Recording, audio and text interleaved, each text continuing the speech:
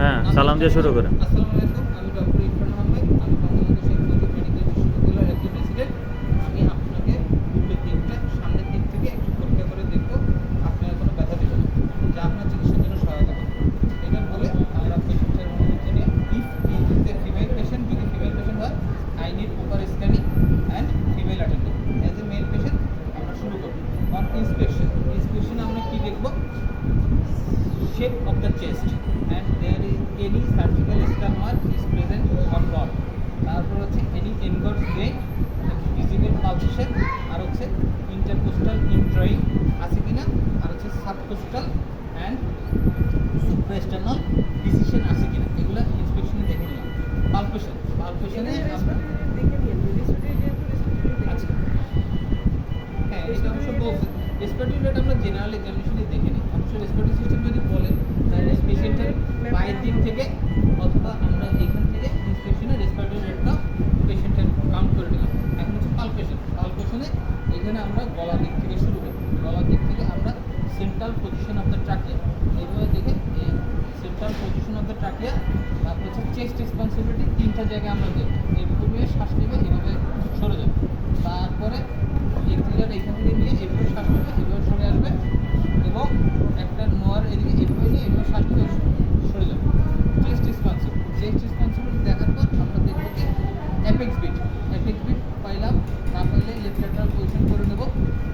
তারপরে আমরা এখানে ফিতা দিয়ে অ্যাপেক্স বিট এখানে পাই external angle second, third, fourth, fifth পাওয়ার পরে আমরা মিড এক্সটার্নাল লাইন এইখান থেকে এই অ্যাপেক্স বিটটা দেখে নেব। Along the mid clavicular line 9 centimetre distal from the mid external line. তারপরে এখন হচ্ছে ভোকাল ফেমিটাস পেশেন্টকে বলবো আপনি বলেন এক এক সামনের দিক থেকে তিনটা, সেকেন্ড থার্ড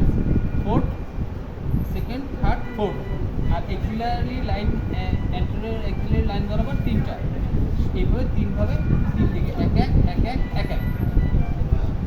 ভোকাল ফেমিটাসের পরে হচ্ছে পারকাশন নোট আমরা সুপ্রা ক্লাভিকুলার স্পেসে এইভাবে একটা, ক্লাভিকুলার উপরে একটা, এবং হচ্ছে সেকেন্ড ইন্টারকোস্টাল স্পেস এইভাবে সিমেট্রিক্যালি আমরা করে দেবো। এবং হচ্ছে অ্যান্টেরিয়র এক্সিলারি লাইনও এইভাবে তিনটাই সিমেট্রিক্যালি করতে হবে, তিনটাই সিমেট্রিক্যালি। এখানে খেয়াল রাখা লাগবে হাত যাতে ক্রস না, এই একটা জিনিস, এই তিনটা করবো পারকাশন। আর হচ্ছে অস্কালটেশনে আমরা তিনটা জিনিস দেখি। এক, পেশেন্টের ব্রেথ সাউন্ড আছে কিনা, উপরে দেখবো বেল। তারপরে সেকেন্ড ইন্টারকোস্টাল স্পেস সিমেট্রিক্যালি আমরা দেখে নিলাম। আর এইখানেও তিনটা সিমেট্রিক্যালি তিনটা। ব্রেথ সাউন্ড দেখার পরে আমরা এই ক্ষেত্রে ব্রেথ সাউন্ড যখন দেখবো তখন কোনো রংকাই হুইস বা অ্যাডেড সাউন্ড আছে কিনা আমরা দেখে ফেলছি। তারপরে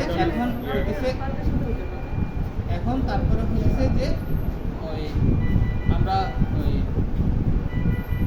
এখন পেশেন্টের ভোকাল রেজুলেন্স দেখার জন্য আমরা পেশেন্টে বলবো এক এক।